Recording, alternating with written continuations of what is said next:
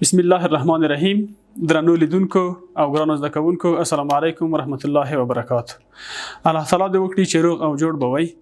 زه به الله زاهد یم د بیولوژی د ښوونکي په حیث غواړم د یوولسم ټولګي د بیولوژي څخه د میوسس ویش یا د میوسس عمليه تر سرلیک لاندې موضوع درته تشریح کړم. په تیرو درسونو کې موږ او تاسو د حجروي ویش په اړه معلومات ترلاسه کړي وو. حجروي ویش په لومړي سر کې په څو برخو باندې ویشل شوی وو؟ بالکل کوم بالکل په دوه برخو، مستقیم او غیر مستقیم، امیتوسس او میتوسس. راځو چې په تیرو درسو کې موږ تاسو میتوسس او امیتوسس ولوستل. دا مو هم ویل چې میتوسس چې دی په دوه برخو باندې بیا ویشل شوی وو، چې یو یې میتوسس او بل یې میوسس وو. نن راځو موږ میوسس عملیه تشریح کوو. میوسس څه معنا لري او دا د دې ویش په پایله کې څه تغیرات او په کومو حجرو کې لیدل کیږي؟ میوسس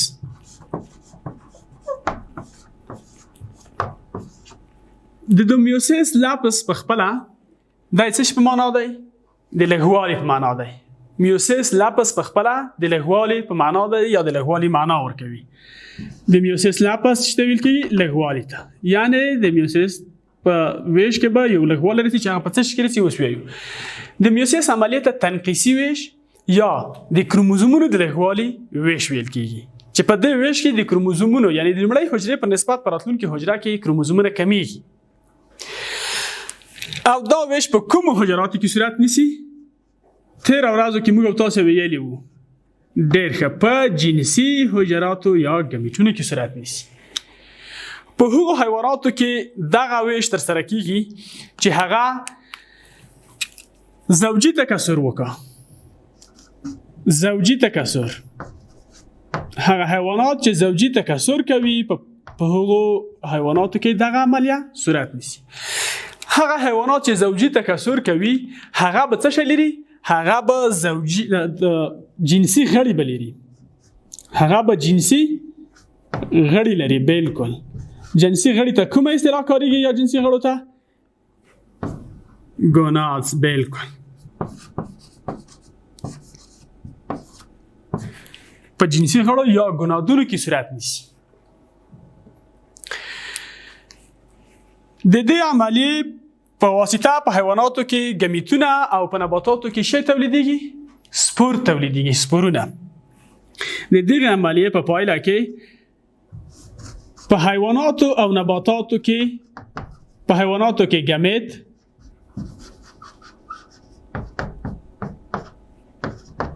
او په نباتاتو کې بالکل سپورونه تولیدېږي. په حیواناتو کې ګمیټونه او په نباتاتو کې سپور تولیدېږي.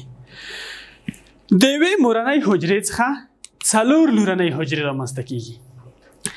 له یوې مورنۍ حجرې څخه 4 لورنۍ حجرې. لومړی مورنۍ حجره په 2 او وروسته هره لورنۍ حجره په 2 حجرو باندې ویشل کېږي. نو موږ تاسو وایو چې د دغه ویش یا د میوسس په پای کې له یوې مورنۍ حجرې څخه 2 لورنۍ حجرې رامنځته کېږي، چې په لورنیو حجرو کې به د کروموزومونو شمیر د مورنۍ حجرې پر نسبت نیمایي وي. یعنی دلته به 2 چنده د لورنۍ حجرو وي. یعنی په مورنۍ حجره به څه وي؟ دیپلوئید وي او په لورنۍ حجرو کې به هپلوئید کروموزومونه رامنځته کېږي. یعنی هپلوئید حجرې به جوړېږي. هپلوئید دا معنا لري چې د مورنۍ حجرو په نسبت نیمایي شمیر کروموزومونه ولري. د میوسس عملیه چې دا په 2 پړاوونو کې ترسره کېږي. په څو پړاوونو کې؟ بالکل کوم او کوم؟ په 2 پړاوونو کې. لومړن چې یو ته لومړنی میوسس، ډېر ښه، او دویم ته څه شوی؟ دویمی میوسس. دویمی میوسس ورته وایي. یا هم لومړنی میوسس او دویمی میوسس. لومړنی میوسس او دویمی میوسس د میوسس په ډول باندې په څلورو پړاوونو کې بیا بشپړ کیږي چې څلور پړاوونه په ترتیب سره د لومړني لپاره موږ تاسو ویلو څه شی پروپیز یو دویم بیا څه شی میتاپیز یو دریم څه شی آفرین اناپیز یو او څلورم تلوپیز یو همدارنګه په دویمي میوسس کې هم په همدې ترتیب لکه د میوسس په پړاو په عملیه کې په څلورو پړاوونه بشپړ کیږي چې هغو ته بیا په ترتیب سره پروپیز 2 میتاپیز 2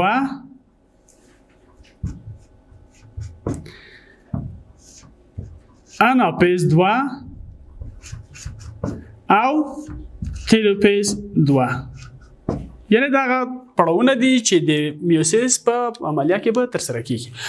راځو دې ته چې د میوسس په لومړني میوسس کې په دغه څلورو پړاوونو کې په حجره کې کوم تغیرات راځي ګورو او د سلاید طرف ته متوجه کیږو. راځو د لومړني میوسس پړاوونو ته. دا میوسس چې د یا دا ویش چې د لاندې پړاوونه لري.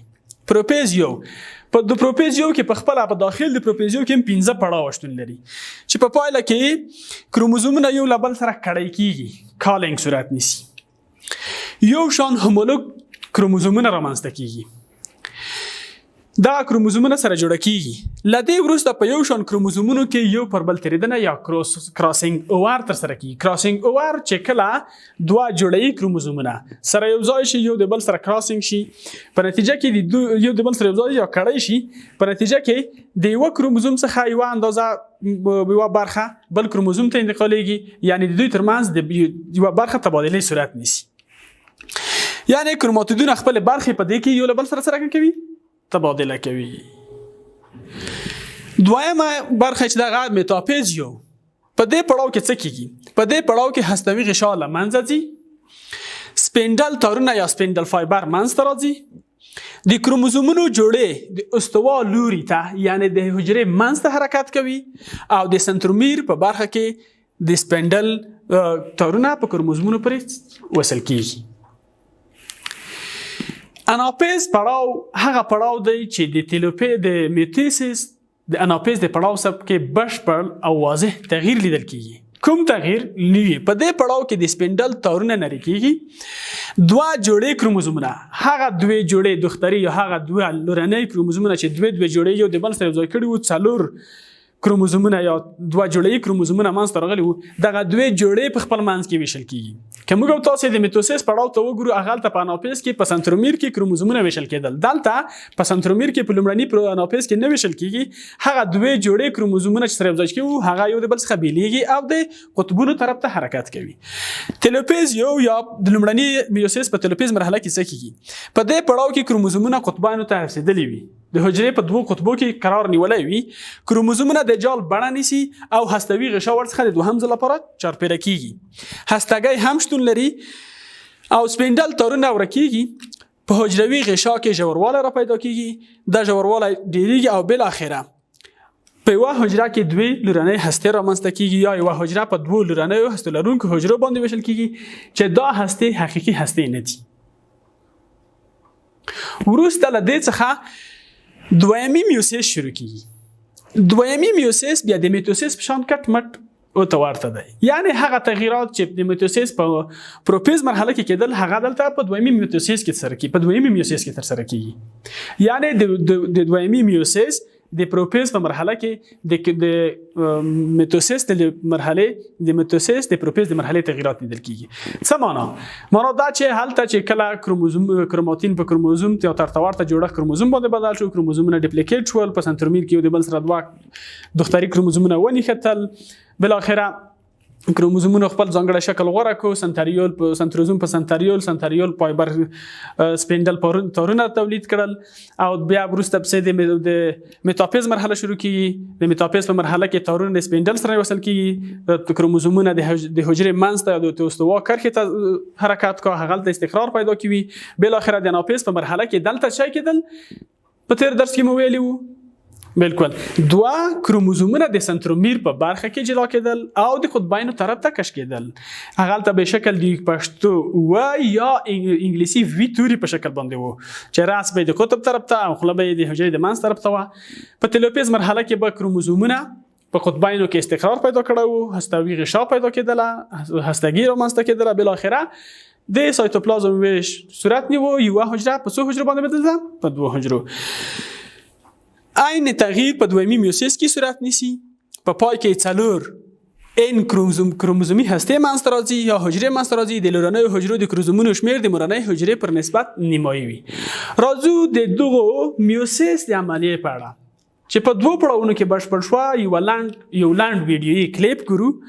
د ویډیو په لیدلو سره به موږ او تاسو وپوهیږو چې د میوسس عملیه په جنسي حجراتو کې یا په حجرو کې څه ډول صورت نیسي.